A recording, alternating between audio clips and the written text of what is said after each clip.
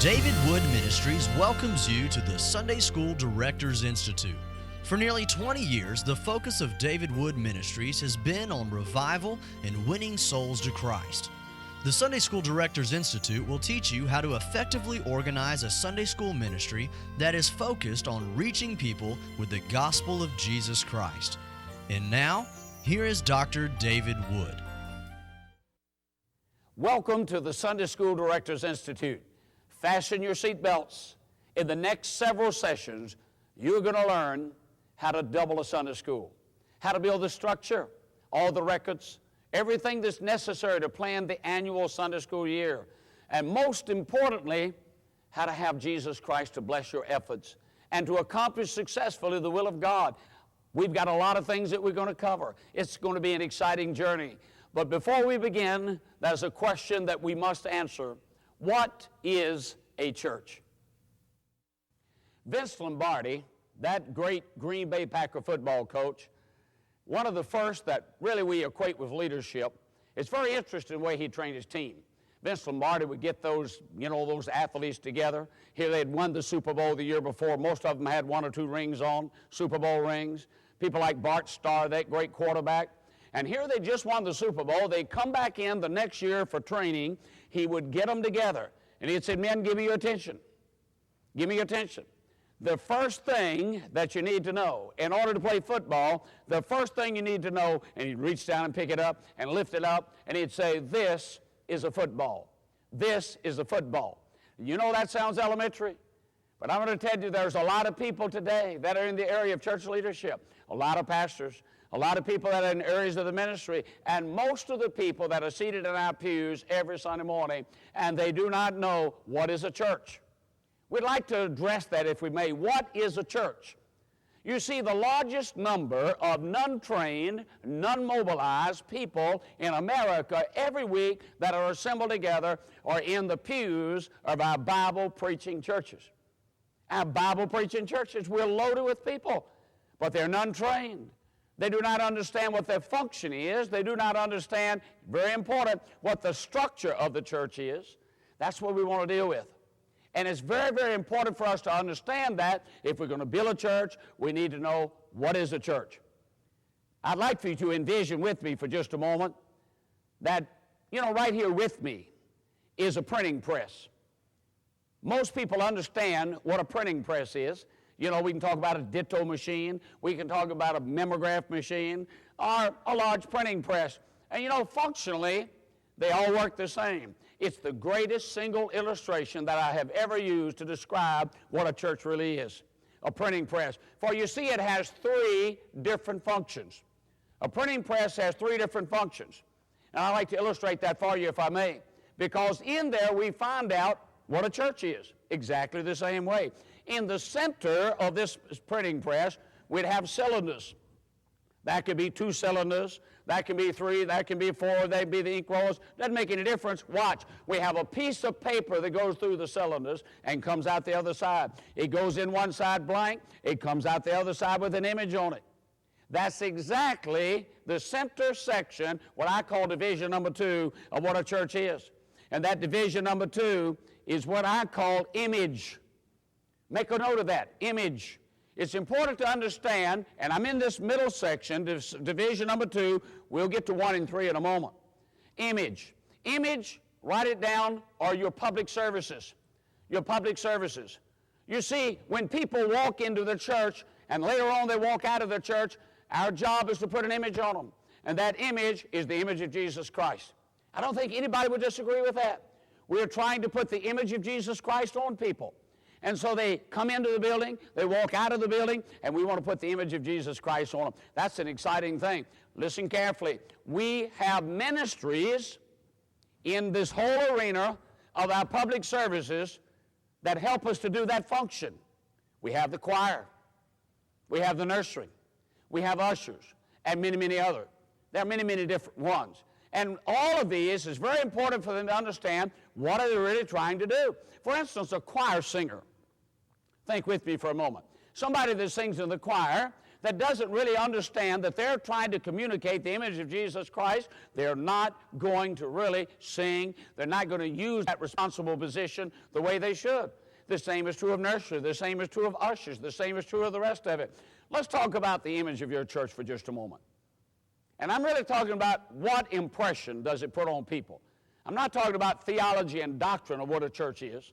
I do not mean can we do a doctrinal disputation, some kind of Bible study on what a church really is. I'm dealing with the function of a church. People come onto the parking lot. What do they see? Do they know where to park? Do they know what door to come in? Do they know where the auditorium is? Do they know where the nursery is? Are the ushers there? What about the printed page we put in their hand? Does it look nice? What about that image of the church? What about the choir singing? What about the nursery program? All of this contributes to the image of a church. I normally think it's very good for us as leaders in the ministry to think about a young couple visiting our church. And they're somewhere around 35 years old. They're not saved, but they're good people, in quotes. You understand what I mean by that? They both have a job. They make about $100,000 a year together, both of them together. They have 2 children. One's nursery age, and one is, 3rd grade, something like that in the elementary. And so here they walk into the church, and nobody's in the nursery. The service starts late. If they go in the restroom, the paper's not there, or the restroom's dirty. And the choir, they drift up and drift back. And all of a sudden, these 2 unsaved people walk out of that building, and they have learned one thing, and that is not to come back and visit again. And really, the message, it didn't have a chance unless God overrules everything there. Thank God He can do that. But it's so much better for us to understand what are we supposed to do. First church I started, we had 32 people in the second one in Michigan, the first in South Carolina, 23 the first Sunday. We went to that first service in Michigan, 32 people, and I'll tell you what, we started on time. We had a bulletin printed. My wife did the singing. She's got a good voice, does a good job. We had a pianist. We had music. We had a sound system. I mean, it was like we'd been in business for 2 or 3 years. And when people came, here, this brand new church, everything was the way it should have been. Image. Now, think with me for just a moment. Let's say you've got the absolute best choir in America, and the preaching's great, and the building's great, and everything's wonderful, and that public service is really just, that second section, that image is right there, but nobody's there. Nobody's in attendance. What good does it do? We preach the gospel, but nobody's there. So there's another section to that printing press, and let's go over to this side and understand it. It's a tray. And in that tray, we put paper. And this paper is fed through the machine. Write it down if you would. See, that middle section, I use the word image. But this first section, Roman numeral number 1, I use the word feeder. Feeder. We must feed paper into this press if we're going to print. We got to feed. And so there are ministries in your church that need to feed. It's very important. We need to feed. Now, I'm going to leave this in a moment and go to the other side, then come back to this so we can understand how they work together, because it's very important. Now, there are other words that you could use for the word feeder. You could use the word outreach. You could use the word evangelism. You could use the word soul winning. There's a lot of words we could use. I do not use words like that because it makes people come to preconceived ideas. I want us to understand the function. We've got to feed. That's what we're going to learn how to do. We're going to learn how to feed hundreds of people into our public services. The image ought to be what it should be. Yes, the preaching of the gospel and all the rest of it, but we've got to feed. We want to learn how to feed. We're going to talk about that. When I first went to Grand Rapids and started that second church, we had 32 people. I found that night 2 men that were there, and I said, "Men, would you go out and get a cup of coffee with me?" Those 2 men went out, we sat together, and I said, "Man, I want to make a commitment to you, and you make a commitment to me." And those 2 men became the core of what we began to do, and that is to train people in how to feed. I'll get to that in just a moment. But let's jump to the other side if we can. This other side is what we call the keeper. For instance, If you feed 100 sheets of paper through a printing press and it prints a perfect image on it, and yet it falls through the bottom, it, dog ears the pieces of paper, it double prints it, you have to throw the paper away, it's no good. So we need another division on this printing press over here, and the other division on the other side is another tray where the paper falls in. I'll call that the keeper. The keeper. You see, we've got other words we could use for this. Sometimes we get in this whole thing of building a church, we start to think which is the most important. We don't have that luxury. Hey, we must, if we're going to build a growing church, we've got to feed it with people, but wait a minute, we've got to keep the ones we reach.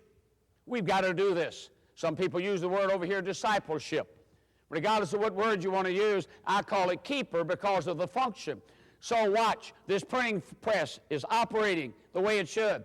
We're feeding paper into it. We're putting a perfect image on it. And we're keeping that when it comes out the other side. We're keeping it for use.